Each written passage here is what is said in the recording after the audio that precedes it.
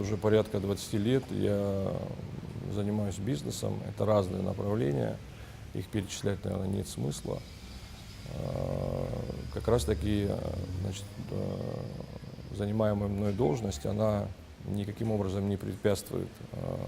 Это прописано в Венской конвенции. То есть я как раз таки подбирался как человек, знающий, как это работает внутри в регионе, и как человек, который может, имея уже определенные достижения и свободные какие-то ресурсы и возможности, помочь начинающим предпринимателям, в первую очередь из Абхазии, реализоваться на территории Ростовской области.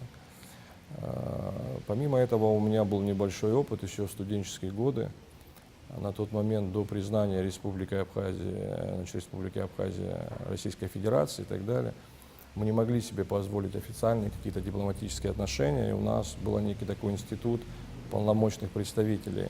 Он много лет работал, возглавлял его Амичба Лаврентий Аптович, и я у него был помощником, заместителем, поэтому круг вопросов, по большому счету, он не меняется из года в год в общих чертах, да, какие-то корневые вопросы, поэтому мне эта тематика знакома, и люди, которые в республике принимали решение о моем назначении, знали, естественно, об этом положительном опыте. Это тоже неким образом повлияло на то, что мне сделали предложение, и на то, что это предложение, на него я согласился, потому что, в любом случае, это обдуманный шаг. Абхазское консульство создавалось в Ростове практически 2 года. Вот за эти 2 года с какими проблемами, может быть, столкнулись? Как вот этапы развития вот этого консульства проходили? Это не какая-то специфика именно взаимоотношений Российской Федерации и Абхазии. Это достаточно обычная практика на согласование кандидатуры, на согласование всех вопросов, значит, перечня возможностей и каких-то необходимых установок для будущего консула уходит всегда достаточно много времени.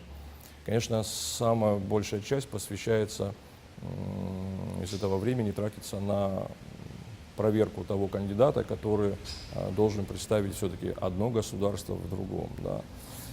Поэтому 2 года – это достаточно приемлемый срок для любой страны, которая планирует открыть почетное консульство в Российской Федерации. Может быть, мы чуть-чуть превысили там средние сроки. Опять это было связано с положительным некоторым моментом. У нас, по сути, наше назначение – это 2-й почетный консул в Республике Абхазия на территории Российской Федерации. То есть мы находимся в начале этого пути, поэтому определенное количество времени у нас заняло, значит, создание на территории Абхазии, согласование и подписание положения о почетном консуле, чтобы наше назначение и наша работа были абсолютно легитимными по всем, значит, европейским, мировым стандартам и так далее, чтобы у нас было полное взаимопонимание с коллегами там на местах в Ростовской области, с коллегами из МИДа Российской Федерации в Москве. То есть поэтому мы прошли полный путь, нигде его не пытаясь урезать как-то или обойти, то есть чтобы он был максимально легитимным. На сегодняшний день есть ли уже какие-то договоренности или соглашения между Ростовом и нашей столицей? Непосредственно Ростов-на-Дону и город Сухум, если говорить о городе Сухуме, они являются, значит, партнерами, городами-партнерами уже много-много лет. Значит, делегации из администрации города Сухума часто посещают Ростов по каким-то там знаковым датам, на каких-то мероприятиях. Это всегда происходило и всегда происходит, но наше назначение как раз-таки основной смысл дать толчок реальным каким-то взаимоотношениям, которые будут выражены в обороте, товарообороте, значит, в присутствии явном, заметном, каком-то более успешном присутствии нашего бизнеса, абхазского бизнеса на ростовском рынке. Ростовский рынок, он очень обширный, и мы можем по многим позициям, значит, там успешно конкурировать. Абсолютно мы в этом уверены. И выбор Ростовской области, он был не случайен. Вот именно исходя из того, что отношения уже давние, отношения прочные, но, скажем так, коэффициент полезного действия от этих отношений, он желает лучшего, да, быть лучшим, потому что он достаточно низок. То есть номинально мы общаемся приятно, мы находим общий язык, Мы, разумеется, делаем очень много гуманитарных значит, каких-то попыток, встреч, навстречу друг другу, да? Но хотелось бы заполнить пробел в сфере экономики. У Ростовской области с развитием, это один из самых успешных регионов в России, у них достаточно хорошие успехи, большие успехи. И нам хотелось бы, чтобы мы могли свой потенциал с ними реализовать, потому что у нас история немножко другая, результаты еще маленькие, скромные, и мы уверены, что их можно увеличить в разы. То есть там не какие-то там небольшие проценты, а именно в разы. У нас серьезный товарооборот, серьезный для бюджета Республики Абхазия. Из года в год он, там немного, естественно, такая цифра, которая плавающаяся, меняется, но тем не менее это где-то в районе там около 30, чуть больше или меньше миллионов долларов. Для республики, для нашей это серьезная, значит, цифра, но надо понимать, что это практически, это сумма тех товаров, как вы понимаете, как в принципе все это осознают жители республики, это мы завозим из Ростовской области некие товары, которые мы здесь потребляем. А вот из этой суммы всего на 2-3% из этой суммы занимают те товары, которые мы вывозим из Абхазии на территорию Ростовской области. И вот этот перекос, как вы понимаете, его нужно менять. И это не так трудно сделать, и он будет меняться. Именно такая задача поставлена перед нами президентом и непосредственно МИДом Республики Абхазия. На ваш взгляд, наши предприниматели нуждаются именно в какой помощи? Чем вы будете им помогать в Ростове? Сейчас много делается для того, чтобы наши предприниматели, для начала, любой бизнес начинается с каких-то вложений. Республика сейчас предпринимает массу усилий для того, чтобы какие-то интересные проекты, интересные бизнесы, интересные производства могли стартовать при помощи каких-то инвестиционных денег или денег, найденных там внутри республики. Но затем мы подходим к этапу, когда производство налажено, будь ли то сельхозпродукция, будь ли там какая-то другая группа товаров. У нас есть момент с тем, как это, значит, комфортно, правильно, без потери для бизнесмена вывести на территорию Российской Федерации. В этом направлении, потому что это все-таки большой рынок, несмотря на то, что к нам приезжают местное население, плюс к нам приезжает, естественно, там ежегодно в курортный период до 1,5 миллиона отдыхающих, тем не менее, все остальное время года, да, бизнес не может ждать, не каждый бизнес, скажем так, если это не индустрия гостеприимства, значит, не может ждать очередного курортного сезона. Опять же, нашим руководством предпринимаются усилия для того, чтобы и таможенные вопросы решались оптимально, и быстро, и комфортно. И я думаю, что в ближайшее время будет серьезная разница, то есть сейчас вот прям есть конкретные шаги, и этот процесс упростится. Однако потом мы приходим к финальному, то есть этапу всего этого процесса, последнему, скажем так, блоку реализации этого товара. А рынок российский, он очень конкурентный. То есть наша задача как раз-таки заключается, отвечая на ваш вопрос, в том, чтобы помочь абхазскому производителю попасть, скажем так, на полки, да, есть такое выражение, на полки ростовского рынка, ростовского ритейла или каких-либо других площадок, смотря о каком товаре идет речь. Вот это и есть наша задача. Какие-то превентивные меры мы уже предприняли, у нас есть общение на всех уровнях, есть абсолютное взаимопонимание.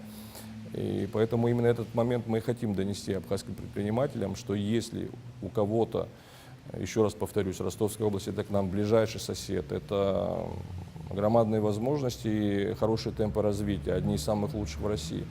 Если у предпринимателей, значит, либо тех, которые уже ведут там какой-то бизнес, возникают проблемы, естественно, мы готовы стать рядом, помочь, подсказать, объяснить. Либо те, которые только планируют, значит, реализовывать свой товар или какие-то свои услуги на территории Ростовской области, мы им, естественно, готовы помочь. Это наша непосредственная задача. К работе вы приступили буквально 4 месяца назад, и сложно говорить о каких-то глобальных вопросах сейчас. Встречались ли вы с нашей диаспорой, с нашими студентами? Какие у них вопросы? До назначения я какое-то количество лет уже проживаю в Ростовской области. Опять же, было бы, наверное, неправильно, если был бы на данную позицию, с учетом того вышесказанного, что мы с вами обсудили, был назначен человек там совсем извне, не понимающий внутренних процессов. Да? Поэтому некое общение с представителями Абхазии у меня было всегда. Да. У нас не такая большая диаспора, как в Москве или в Санкт-Петербурге, но тем не менее есть определенное количество. Я думаю, что точных цифр нет. Основную массу составляют студенты. Как вы понимаете, студенты — это такая, значит, категория наших граждан, которые периодически там кто-то заканчивает учебу, уезжают, поступают новые, потому что цифра, опять же, такая немного нестабильная, да. Но диаспора не скромная, она достаточно приличная, где-то около не менее 500 человек, постоянно проживающих и ведущих какую-то деятельность на территории Ростова и Ростовской области. Конечно, общение с ними идет. После назначения, да, значит, у нас по факту мы получили документы где-то около 4-5 месяцев назад. Честно признаюсь, сейчас у нас идет такой этап все-таки более организационный, потому что мы хотим, чтобы республика была представлена достойно. Не буду скрывать, значит, с учетом того, что мы находимся полностью на самообеспечении, мы подбирали приличное помещение. Не буду переходить на какие-то бытовые аспекты, но тем не менее у нас там идет ремонт. Это хорошее помещение, это трехэтажное здание, оно находится в центре Ростова. И, то есть есть нюансы, которые просто невозможно сделать за один день. Да. Помимо этого мы сами осваиваемся с учетом своих новых полномочий и возможностей. Идет плотное общение и знакомство со структурами руководящими и на уровне области, и на уровне города, администрации города. Ну, все происходит по пятибалльной системе, у нас все на 5 с плюсом. То есть полное взаимопонимание. Люди, естественно, ждали, когда будет с той стороны наши коллеги, они не удивлены, они ждали, когда будет заполнен этот вакуум, потому что он абсолютно не искусственный, он естественный. То есть эта необходимость подобного представительства, и подобной работы, она назрела давно. Поэтому с диаспорой мы будем общаться плотнее и плотнее. Студенты — это та категория, которая не терпит отлагательств, поэтому с ними, конечно, мы в ежедневном режиме. У них всегда возникают определенные какие-то проблемы, большие или маленькие. Поэтому это та категория, с которой мы общаемся постоянно. Еще раз повторюсь, недостаток общения у нас, и Ростов ждет предпринимателей из Абхазии. У нас недостаток общения именно по экономическому направлению. И это такой, наверное, один из основных посылов нашей с вами сегодняшней беседы о том, что мы готовы предложить площадки, интересные условия, и мы ждем предпринимателей из Абхазии. По всем остальным направлениям у нас все очень хорошо. Ростовская область, сложились давние традиции, очень много студентов, вузы всегда идут навстречу. У нас все хорошо в культурном обмене, то есть в плане культурного обмена, потому что посещают коллективы наши, Ростовскую область, дети из Ростовской области отдыхают на территории Абхазии и так далее и тому подобное. Есть города-партнеры, города-побратимы, там есть определенные взаимоотношения еще между частями и регионами сложившиеся какие-то. То есть в этом плане все хорошо и все налажено. Будет ли создан какой-то павильон абхазский, может быть, где будет представлена абхазская продукция, может, куда смогут приходить дети, где родители смогут развивать своих детей, учить госязыку, абхазскому языку? Что-нибудь планируете в этом плане? Есть такие планы. Опять они, конечно, будут складываться, исходя из наших реальных возможностей. И помимо этого есть еще предложения, с учетом того, что нам действительно навстречу идут власти города, но мы должны понимать, что Москва не сразу строилась. Нам предлагают сейчас какие-то большие помещения с большой квадратурой, но мы понимаем реально, что прежде чем мы сможем наполнить данное помещение каким-то реальным смыслом, чтобы это не было просто какие-то пустующие комнаты, да, и так далее, чтобы там велась работа активная, чтобы все это было наполнено реальной работой, мы пока до этого этапа еще не дошли. Первый срок наших полномочий — это 5 лет. План мероприятий, он выстроен, он известен. Естественно, будут какие-то коррективы вноситься, не без этого. Это все-таки не достаточно длинный срок.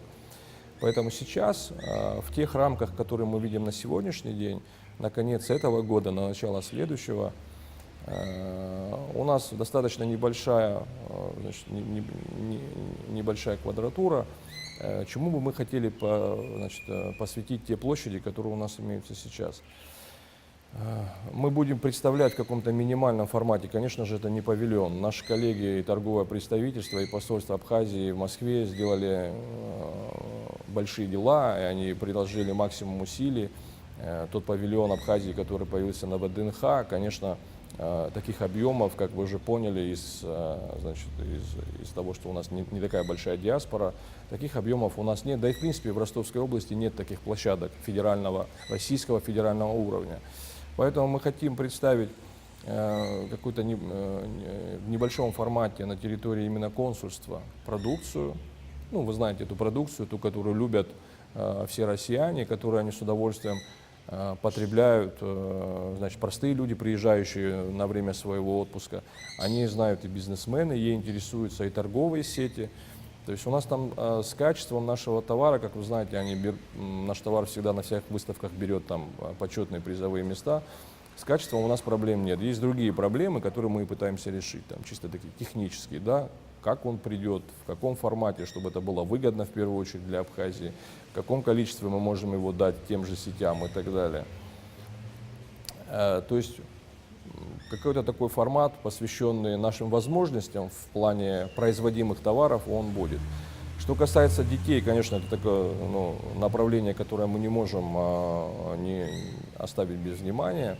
Опять же, мы, по примеру наших старших коллег из Москвы, пошли, что называется, уже по изведанному пути.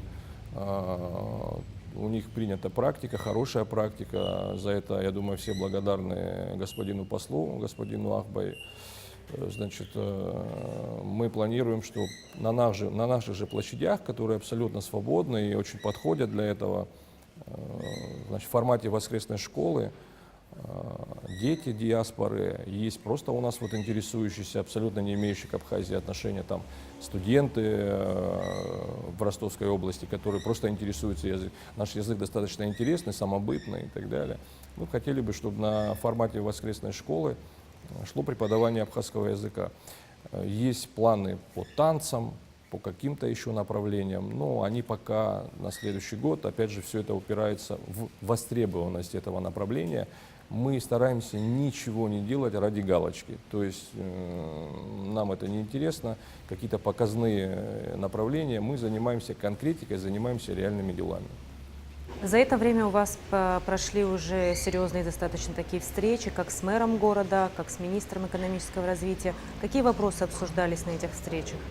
Если говорить о полном перечне вопросов, наверное, он все-таки такой достаточно обширный, и он в первую очередь касается планов, опять же, с учетом того, что прошло не такое большое количество времени. Но если вы хотите услышать что-то из конкретно уже каких-то воплощенных, значит, результатов этих переговоров, ну, я, наверное, могу упомянуть о программе стажировки наших специалистов из разных министерств и ведомств, то есть молодых специалистов, в том числе и на базе, значит, министерств Ростовской области. Вот вы упомянули Министерство экономического развития господина Папушенко, мы им очень благодарны.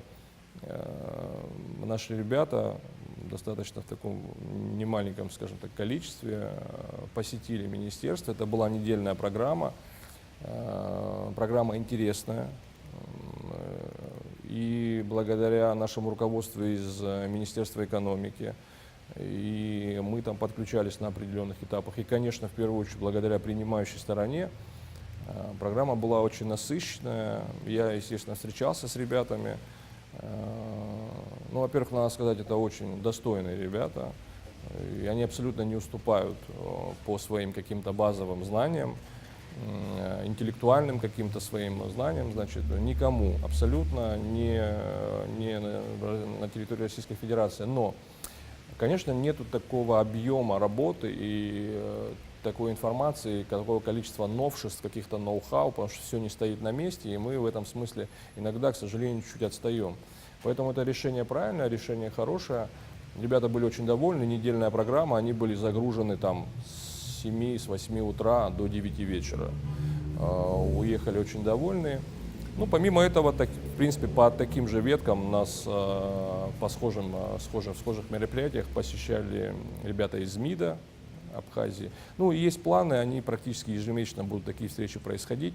Наверное, это такие вот первые результаты, минимальные, которые именно явились, значит, результатом тех встреч с министром экономического развития и с мэром Ростова-на-Дону, о которых вы спросили. Завершая нашу с вами беседу, можете все-таки проконсультировать предпринимателей, будущих предпринимателей, студентов, куда им обращаться за помощью в городе Ростове? Да, конечно, обязательно. Я не буду называть какие-то конкретные номера телефонов, потому что все понимают, как искать информацию. У нас она открыта. С самого первого дня существования консульства существует сайт. Там есть подробная информация, есть все контактные телефоны. Самое главное, что там есть контактные телефоны. На этих контактных телефонах, несмотря на то, что у нас небольшой штат, значит, есть реальные люди, это мои помощники. Они абсолютно сведущие люди, то есть во всех тех направлениях, которые мы обсудили, которые мы с вами сегодня не затронули. Поэтому звонки должны поступать именно туда. Ну, понятно, кому удобно по электронной почте. Естественно, этот канал тоже работает в полном объеме. На сегодняшний день, по-моему, достаточно просто в любом поисковике написать почетное консульство Абхазии, и информация от нас в том или ином формате, там, со ссылками на СМИ или со ссылками напрямую на сайт, она будет доступна для всех, кто интересуется. И мы, разумеется, будем рады предоставить какую-то необходимую информацию. Именно так у нас и происходит общение с предпринимателями из Ростовской области. То есть мы уже с ними ведем плотное общение. Именно так они от нас информацию находят. У нас было несколько встреч с средствами массовой информации на территории Ростовской области, вот по аналогии с сегодняшней нашей с вами встречи. Поэтому эта процедура уже обкатанная. И если к ней присоединятся, значит, наши коллеги, студенты, предприниматели из Абхазии, мы будем готовы и будем только рады.